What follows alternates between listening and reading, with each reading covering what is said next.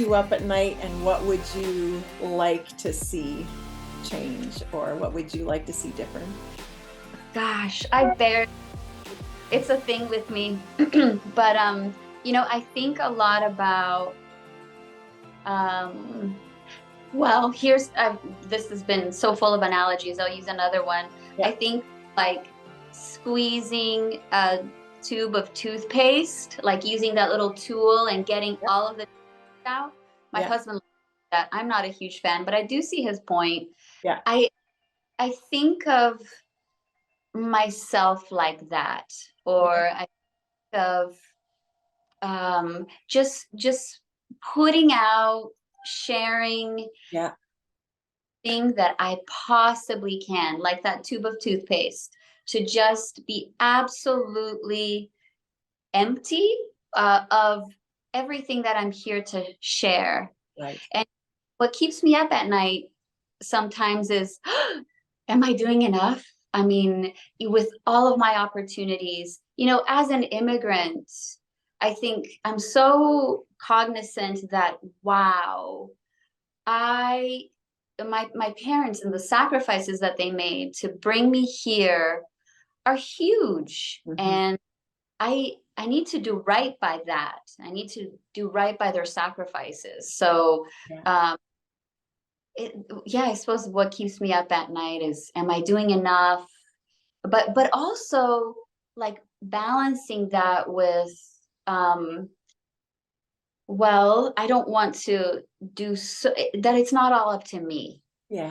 Yeah. God, and I need to remember that yes, my piece is important Hmm. and relevant, and I do what I can in my family, in my community, and Yeah. the residents, but also I don't and this is changing as I get older, that it's not all up to me. Yeah. It helps to lift some of that burden off of my shoulders, um that it's okay to rest, and it's okay to enjoy, and it's okay to play, and it's okay to waste time. You Yes. know, it, it's okay, Yeah. because we do what we can with as much presence, as with as much love and conviction and passion as we can, but how it lands is out of our control. Hmm. I after it's shared. I Yes. mean, Yeah. I don't know if you found that it's, I mean, I can plan and I can think this is the way that it's going to land. This is going to be my contribution. But then I talk to people, and how it lands on their filters is like not at all Yeah. what I Yeah. what I did.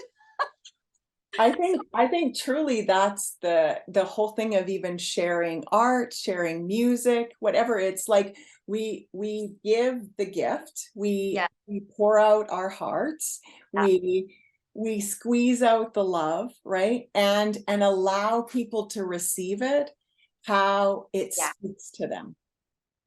absolutely. And Yeah. that's, I think that's what makes it transformative, is that it isn't static.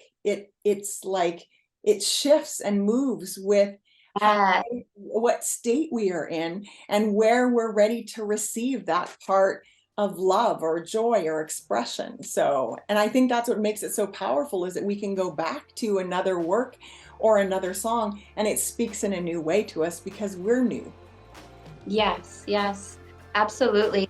I loved what you said there, and I hadn't thought of it that way. But I think that what led me to think this way, in a way, is putting a painting up, Mhm. or share, in front of a class or a Yeah. gallery, Yeah. yeah, and allowing the viewer to respond. I think that can be a lot of that can be really hard for artists, because or we Yeah. pour ourselves into this creation, and sometimes we put it out there for public display and consumption. Mhm. And and I do this exercise in my workshops called compassionate critiquing. Yeah. And the point that I get across is, allow the viewer to experience your work Yeah. without you getting in the way.